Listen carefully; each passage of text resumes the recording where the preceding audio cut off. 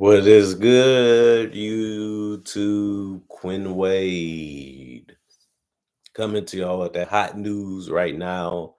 The hottest topic right now is Tom Thibodeau getting fired by the New York Knicks after getting them to the conference finals. And after they was third in the Eastern Conference with him as the head coach. They asked Jalen Brunson, did he want Tom Thibodeau to be fired? He said, no, let's run it back. Let's learn. Let's grow. Let's continue to fight for this championship that hasn't been won by the Knicks since the 70s. But the front office had other plans and said, we got to get rid of this guy and go in a different direction. People have been talking about Tom Thibodeau getting fired for the last week or so. And now it actually happened, which is unfortunate because he did have success. He did get this team back relevant. He did do a great job of trying to understand his players and pushing his players and demanding them to be great and greater. And he did earn a lot of trust from players too, because a lot of guys was able to be in positions where they was able to thrive. And a lot of guys were able to look at it like, man, he really helped us grow as players too. And that's what coaches are supposed to do. They try to help you, fit in, fit out, and get the proper understanding how to play your game and play your role, and even enhance that knowledge and that IQ, so that way you can become the best player that you can be, even in a team sport. And that's just what he did. I feel like he did a lot of things right. He did a lot of things that you would say that's what made him a great coach, and that's what the reason why they picked him and went him in the first place. But man, it is crazy seeing all the things that he did for this franchise, the direction they was going in. Even though they went all in on OG, they went all in on McHale, all in on Towns, because they feel like if they get all that type of talent, they should be able to win a championship. Obviously, it doesn't work like that because there's only going to be one champion a year. But all I can say is the GM did put, the best roster that he could out there, and he took some gambles, he took some risks, and he was able to help Jalen Brunson say, we need you to take a little less money so that way we can put a great roster around you that can win the title. And it did happen this year, but the Knicks are looking like a team that's going to be a fixture in the Eastern Conference for multiple years. And I do want to know who they're going to hire as their head coach, because Tom Thibodeau has always been known as one of the better coaches in the NBA anytime he's getting hired, anytime he gets the chance, anytime he gets the opportunity. So it always made sense. Like, if you have one of the better coaches and you really can't upgrade, why would you go in that direction? But I would say it's a reason why they felt it's time to get rid of him now, because he didn't really give you no crazy reasons to fire him. Ain't like he helped them lose a lot of games, or he didn't get the team to where they needed to be. Most people look at the Knicks as a team that overachieved this year getting to the conference finals, because most people didn't have them beating the Boston Celtics in the first way. But um it does make sense. He does have 30 million remaining on his contract, because they basically thought that he was the guy for that position. They thought that he was the guy that was going to take them to a championship level. And even though it didn't happen yet, and now it won't happen because they got rid of him, it's going to bring some questions like, why now? Like, the guy did everything that we thought he can do, and even more to a certain extent. So why would we get rid of him now? Why did you want to get rid of him now? And all we can look at it now as they already have another guy that they're looking at that's available, or they already have a couple guys that they're looking at that's available that they feel that can take them to another level that Tom Thibodeau just couldn't. And that sucks, if you're a Knicks fan, because you do like Tibbs, you do like what he does, and you do like what he has been able to do with this team. And we don't really know how this roster and the team gonna look, next year, because obviously some guys gotta leave for payments. Some people want a bigger role. It's always something why the team can't come back all over again and try again. But some people think the Knicks got lucky this year. Should they haven't even got as far as they did. And that's crazy to think, but it is reality. People do feel that way, and it is a true way of people thinking. But I like what the Knicks have done. I like what they're about. And like I said, once we see the head coach that they're trying to go after, it'll make more sense why they chose to get rid of Tom Thibodeau. And it always does until it doesn't. You know what I'm saying? If you're the GM, they're gonna always look at you. What can you do to improve the roster? What can you do to improve the team? And if the GM is not figuring that out, like we've seen with Captain Booth, they'll say, well, you could have did a better job. You could have went about it a better way. Now we're kind of stuck. Now we don't really have a legitimate direction to go in. So we kind of need to let you go too because you put us in this situation. Now, I don't think they're gonna do that to Leon Rose. I think they're gonna figure out, what more can they do to get this team where it needs to be. Obviously, they have a certain type of style and a certain type of way they should play because of the players that they have. Towns and Brunson being their best players. Pick and rolls make sense. Isolations make sense because that's usually what playoff basketball boils down to, getting the ball in your best player hands and seeing what they can do on the court, especially on both ends of the court. And one of their biggest problems was Jalen Brunson was just a little too small, and Karl Anthony Towns wasn't rotating and protecting the paint the right way. Even though he rebounded well, even though he scored the ball well, he didn't really do what he needed to do as a player. And you can put that on Tom Thibodeau to blame him, like, well, you didn't get these guys ready. You didn't get these guys prepared. You didn't challenge these guys to be better. You didn't get on these guys enough because they kept making the same type of mistakes. And that is what the coach is supposed to do. And that's why you can look at it like, if you would have forced us to play harder, smarter, and try a little bit more and be in the right spots and at the right time, maybe our defense would have been good enough to beat the Pacers or slow them down to give us a big enough chance to be able to win. And it does make sense when you put it that way. But that's one of the reasons why you should be fired. But you also got to look at it like this.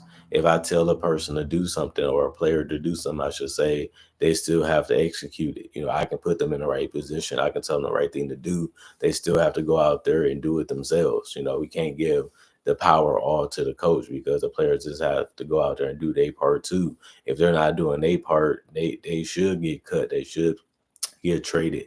They should go in a different direction too, because everything is not on the coach. The coach is just going out there trying to find a way to simplify and make the roster perform the best way that it can.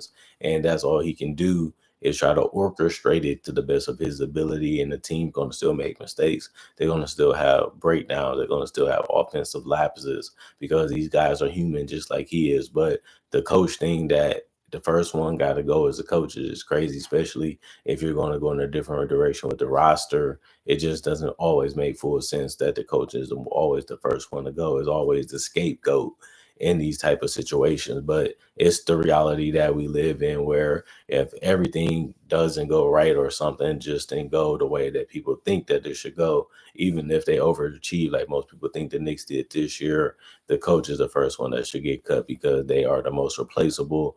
And you can always try to find a different way to play the game of basketball that can benefit your players and benefit the team that you put together as a GM. And it's how it goes, man. That's Tokyo. I ain't really trying to be no coach. I'm happy with being an analyst, and you can make millions being the analyst. It's like you can make millions being the coach. But analysts, they just explaining and breaking down and teaching you the game and showing you the game. Coaches are doing something similar, but they also have to demand other men to do their job and make sure they do their job the right way and hold them accountable, hold them responsible, and also be there for them when they need the advice, when they need the help, and they also might need that push. I'm not trying to motivate another man. I'm not trying to go up there and do these things for guys that already should know how to do their job the right way. So I'm just going to explain the game and break down the game the right way. So I can just do that part and have the other people do the other part. And that's why I'm happy being an analyst, not a coach, because the coaches are not really doing much, for these players. If you really have a star player, you have a superstar player, it all becomes easier because to get that guy the ball and allow him to bend the defense to the best of his ability and just find his teammates and his other players himself. And once he made the right reads and the right plays, that's your offense. And all it is trying to keep the ball out of keep the ball from going in the basket, and that's your defense. But the schemes and the thinking and the way to play and the way to understand the game is all the coach is trying to show and teach players. And that's it. You know what I mean? It's nothing crazy. It's nothing mind blowing. but it is something that you have to take serious, because if you're trying to win in this league, you have to be prepared, you have to be ready, and you have to know what to do. And that's what the coaches and the staff try to do and get you prepared for. So I feel like Tom Thibodeau has always did a great job at that. That's why he continues to get a job. He continues to stay in the NBA. He continues to be a coach that people always chase after, because they know that he's really tough nails type of coach. He's a great basketball mind, and he does demand you to be great, and he does hold you to that. And a lot of coaches just don't have the voice. They just don't have the respect. They just don't have the knowledge. They just don't have the communication skills like a Tom Thibodeau to be able to reach the players, get the players, and have them perform the way they need to perform. But other than Towns and Brunson being bad defensively, which they have been known for throughout their entire careers, basically, there's nothing much he can really do besides hope his players defend as good as they can and make shots.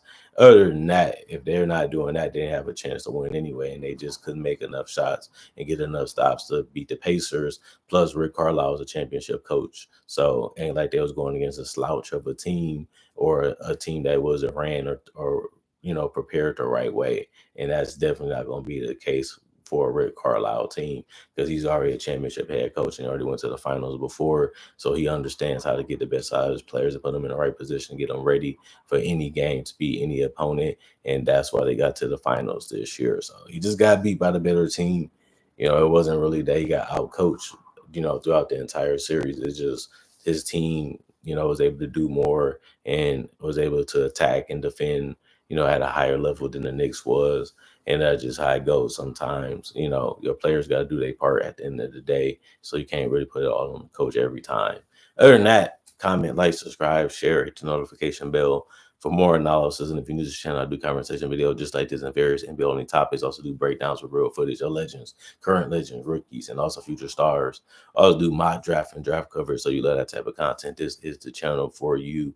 And hopefully you enjoy what I make. And thank y'all for appreciating the content that I make. For those that have stayed subscribed and continue to ride with me like y'all have been.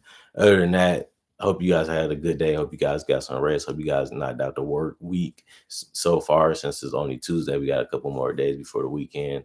Hopefully you guys are, accomplishing your goals and setting new ones. Other than that, I do my drafts too and draft coverage. And also have over 3,000 videos already on my channel that you guys can check out and see what's really popping with this channel. And I also upload every single day that I'm living, so you always have some type of form of entertainment when it comes to basketball content on this channel. And that's to give you something to look forward to and enjoy each and every day, just like I enjoy making it. And that's a 50-50 reason why this channel is still around, because I enjoy making content for you guys, and you guys enjoy watching it and enjoying it to the best of your ability whenever y'all have time. Thanks for making time for me in this channel. Thank y'all for caring about what I have to say, and thank y'all for being committed and being stay subscribed and continuing to support this channel the best of your ability, because it's been around for 10 plus years and it's going to be around even longer than that, hopefully, if you guys continue to do your part. We've been in this for 5 months now. This is the 6th month, so everything was going right in the first 6 months so far. Let's keep that going. But I need you guys to continue to do your part while I continue to do my part. And that's all we can continue to do to have success and make this channel still a blessing for y'all and a blessing for me. And let's keep that going for the entire year. And let's go as long as we can in general. So thanks for watching. Thanks for checking out the channel. Thank y'all for supporting me. And thank y'all for showing love. And other than that, like I said, let's make 2025 a better year than 2015. That's all I can really ask y'all to continue to do, is do y'all part as I continue to do mine. And let's continue to have respect and love and support for each other. If y'all ain't got no questions, if y'all ain't got nothing to ask me, I'm going to have to end the video right now, because there's nothing left to say.